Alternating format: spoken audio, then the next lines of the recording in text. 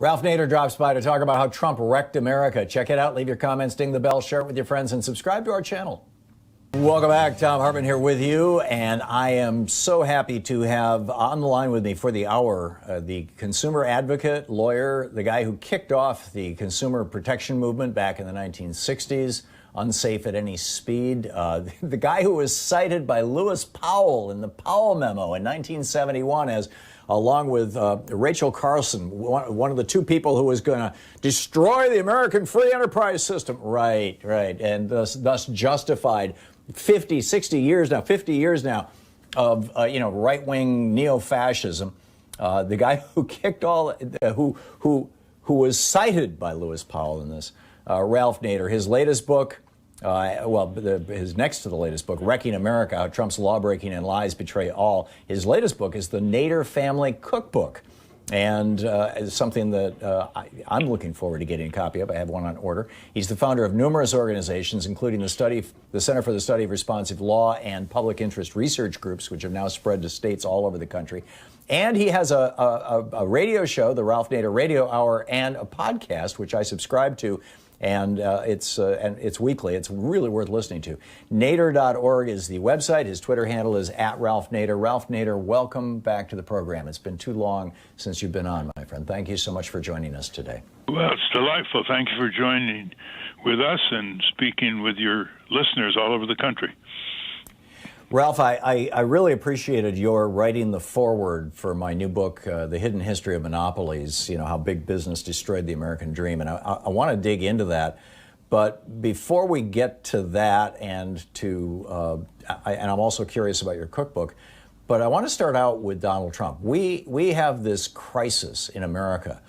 We have around 650 hours, more or less, until Donald Trump leaves. And in these 30 days, he is doing extraordinary damage, not just the obvious damage, but also the cultural and just dissing democracy basically all around the world.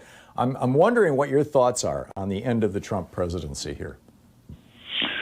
Well, he's going to engage, Tom, in real wreckage.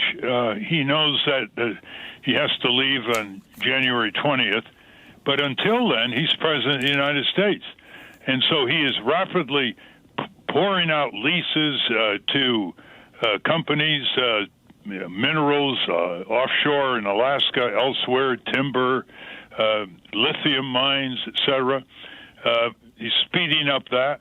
He's speeding up all kinds of corporate welfare, or crony capitalism, as conservatives call it, handouts, giveaways, subsidies. He's increasing the dismantlement of health and safety protections, which he never liked. He calls it overregulation, but I call it law and order for corporate polluters and corporate crime, cheating consumers, workers, and filling the environment with toxics that could be prevented easily. So he's dismantling that, and he's so rabid in it that he's pushing out his own loyalists, people who are heads of agencies and departments, because they're not automatic enough. And so he's pushing out Bill Barr, the toady attorney general, because Bill Barr wouldn't prosecute Joe Biden. I mean, it's hard to make this up. And he wouldn't appoint a special counsel to go after Hunter Biden. Trump was too much even for Bill Barr, who's leaving on Christmas Day. And so he's putting in these robotic fanatics to get the period from the election to January 20th to do his bidding. Now, the tragedy is he's violating laws with impunity. Where are the law enforcers? Well, they're the Justice Department. He controls the Justice Department. But there's another law enforcement, and that is the U.S. Congress. Now, he controls the Senate with the Republicans, but that's no reason why the House Democrats don't have immediate hearings, subpoena information, educate the public about this corporate crime wave or this Trump crime wave in the executive branch of government. I'm totally with you there, and I would love to see that happening. And I know that there are a couple of committees and subcommittees that are starting to look into these things, although Congress is somewhat crippled by the coronavirus, but I want the Democratic Party to get a damn spine, too. I'm wondering how you think, once Trump is gone, we should best deal with this. I mean, we have the precedent of the 9/11 Commission. We have the precedent of the Church Committee and their investigations. But that, I mean, in retrospect, Richard Nixon's crimes are paltry, petty, small compared to, you know, 250,000 dead Americans, the reputation of the country in ruins around the world, the damage to the very idea of democracy. What should we do? Well, the Attorney General under Joe Biden sworn to uphold the Constitution and the rule of law, and establish a special counsel with staff to investigate the evidence, which is overwhelming, that Trump has violated a number of criminal laws. Never mind violating constitutional provisions. There's really no sanction for that other than impeachment and conviction in the Senate, and that'll be gone once he's gone. But the Justice Department was ready to prosecute Richard Nixon for obstruction of justice before President Gerald Ford pardoned Richard Nixon. And as you say, what Nixon did, Nixon was about to be impeached and convicted for resisting one subpoena and one count of obstruction of justice. And Trump has done hundreds of this. He has defied well over 130 subpoenas, demands for testimony in the dozens by his nominees.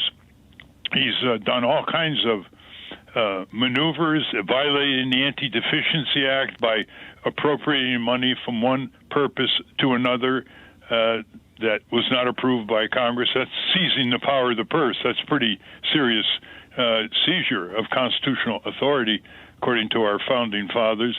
He violated the Hatch Act by using federal property and ordering federal employees to advance his political interests, like putting his names on these relief checks and having campaigns right on the White House property. That was never done by prior presidents. So there are a lot of statutory criminal violations that he could be prosecuted for. The president does not become immune from prosecution after a president leaves office. And then there's all the corruption that's going on in who gets the stimulus funds, who gets the relief money. Well, it's not small business as much as the big companies, and lots of ordinary people are being left out, and all his cronies and lobbyists are moving all over Congress in the last few weeks, trying to get their piece of that pie.